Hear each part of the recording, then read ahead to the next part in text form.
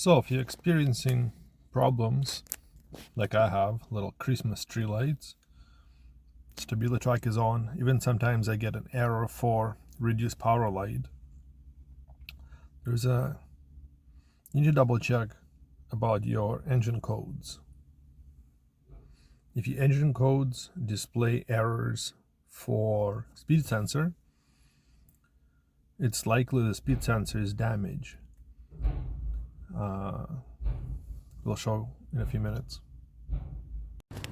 There is a TSB on the Chevy website, basically for replacing two front wheel speed sense sensors, and also removing the ironically called anti-vibration washer, which cracks. You don't need to reinstall the old one. So this is really pre-phase for the video, just giving my thoughts overall on the whole process. At first, I went and followed the kind of the manufacturer instructions when doing the passenger side wheel. Kind of ran into some problems, and on the driver side, I learned some lessons and just went for the meat of the problem. If you watch that one, you'll realize it can be done a lot faster. Reality of the whole situation, why we're here, it's this. They put these called anti-rattle rings between the wheel bearing and the drive shaft. This one actually looks okay. I just mangled it taking it out. But this one is the bad one. I did not mangle taking it out. It just came out like that, cracked and pieces missing. What it ends up doing is damaging a speed sensor. You see that little notch on the top? It's not supposed to be there. All you do is buy a couple new speed sensors and replace them. And now back to the video. So this is the latest part number from GM. And I guess first start with disassembly. Once you remove the front wheel, you'll need to remove the nut. Technically, you're probably supposed to replace it when you put a new one on. It does take a 32 millimeter. You'll need to remove the brakes and support them, and that little screw. So what you can try, before removing the brake pads, see if this nut starting loose. See if you can get this nut loose prior to taking apart brakes, because this is the hardest part. If you can't get it off, there's no point of continuing. Got a little Ryobi here, see what it can do.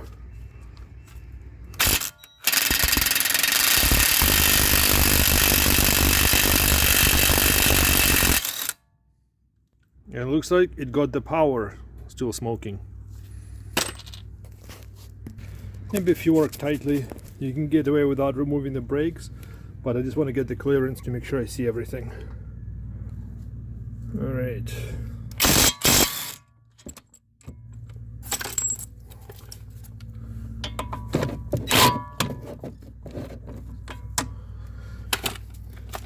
I'll also remove the caliper itself so we can loop the pins, just in case, because you don't service brakes often on this car, and they're just 214s.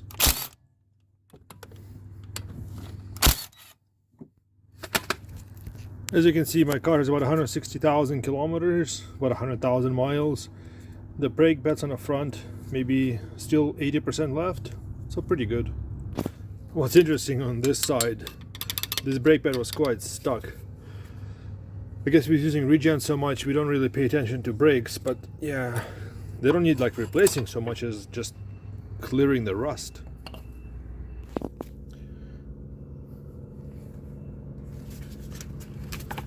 So now getting rid of the bracket. The bracket uses 21 millimeter bolts.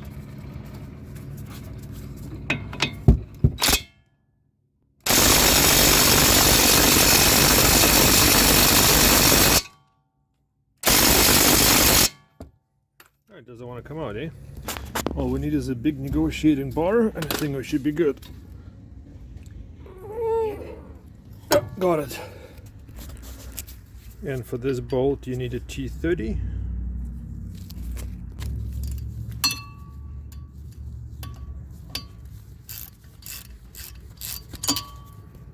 Just having some fun removing the brake disc. It got rusted. You also need to remove the 3 18mm in the back to remove the wheel bearing. So I'm using the method of dead blow hammer, not a metal one, of course. It got loose. Good. Tends to develop a little bit of rust on the back. Kind of get seized around this spot. So now for the wheel bearing. So the wheel bearing, that's a 19mm, not 18.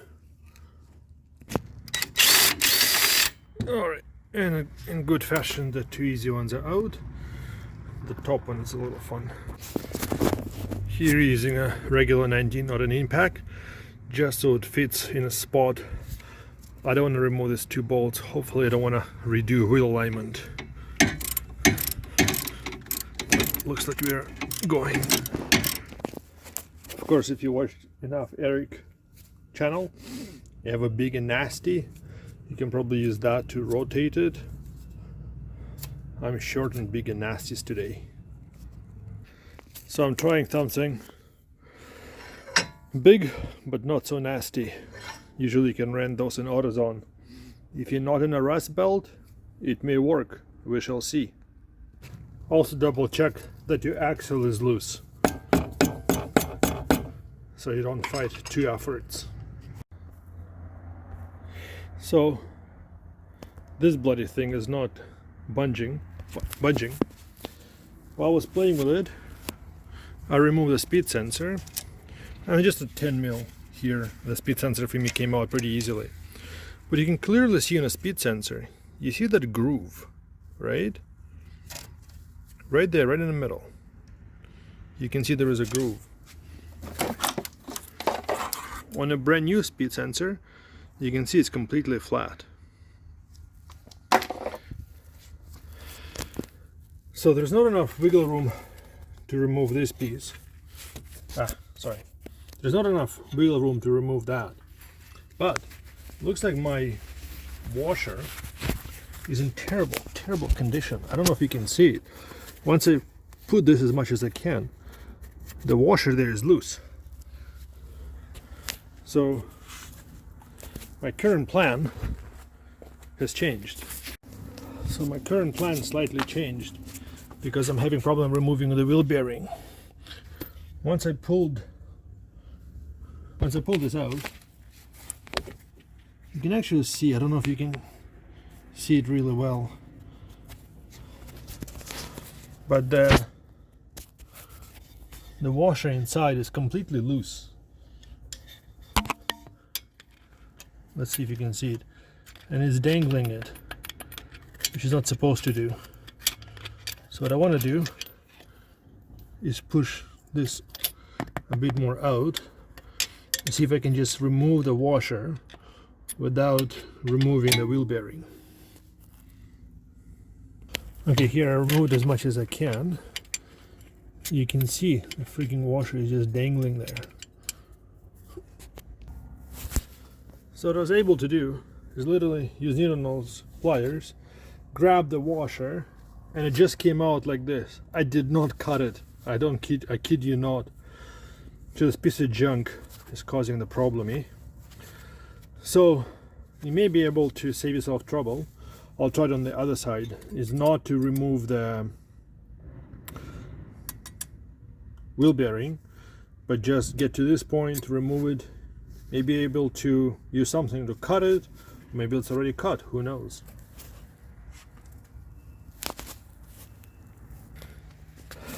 So when replacing the sensor, as you can see, the wire is going up there, right under this freaking wheel cover. You just need to pop out the air box. It's pretty easy, just one bolt, one connector, just gets out of the way. It's coming out under the air box right here. You see the wire? And there's your connector. So probably to fish it back, you want to remove one of the pins just to lower it a little bit, get you some clearance. So now just route the new brake pad cable all the way back in. Bend your thing back. Make sure it's all nicely connected. Reinstall your air box. Just make sure all the connectors are connected.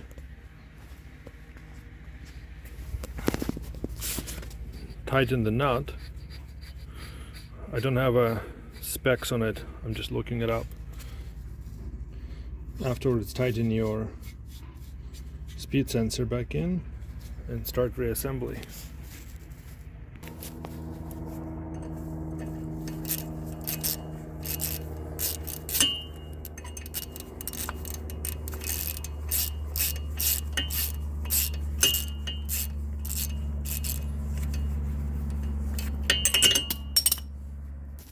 You can go ahead and re-lube these things. Make sure they're moving freely and nothing is stuck. Okay, now doing the driver's side. Trying to incorporate lessons learned from the first job. So as you can see, the tire is off. Let's start.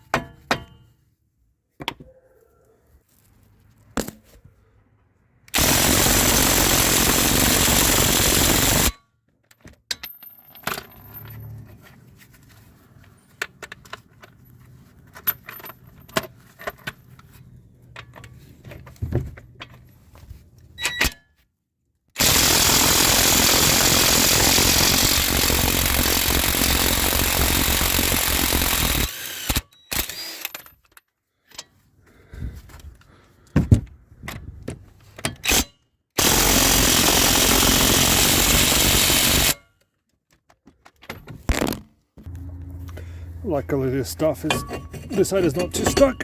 That's all good.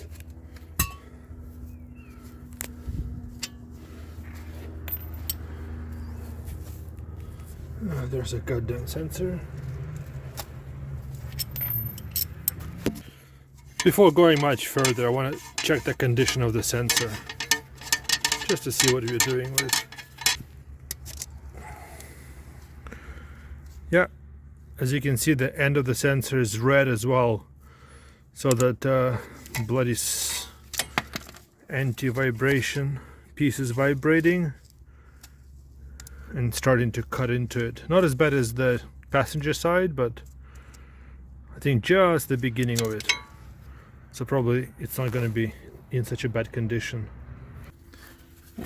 As you can see, the anti-vibration clip is like right here, dangling.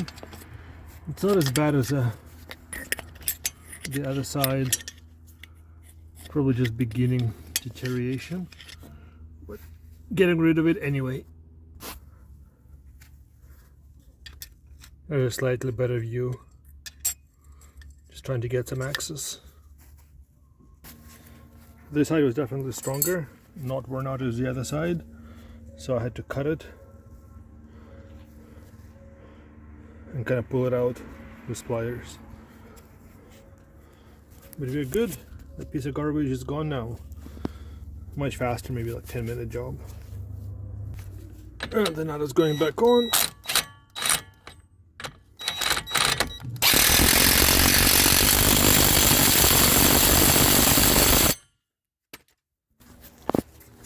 The cable routing on this end doesn't seem to be too complicated. Just remember it goes in the front, right?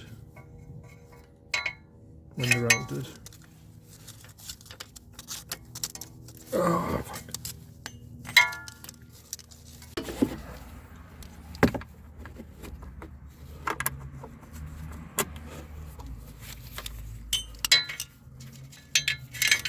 All right.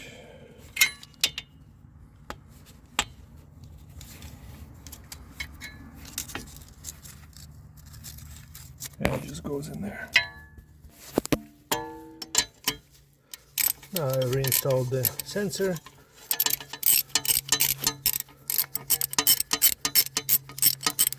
Just screw it back in. Again, it's just a 10mm. I don't know the torque spec. Again, just tightening enough to hold, but not enough to crack the plastic, because I have to be careful. It feels tight enough.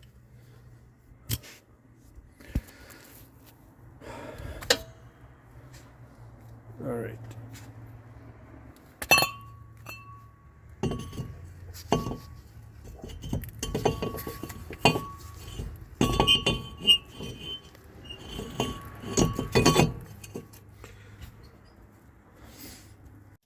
Well, the only thing left now is to clear the arrow codes. As you can see, everything has been cleared. I use torque. I don't have a screen grab to show how it's done, but I'm sure you know how to do it. And that's it. Go for a test drive and hope for the best.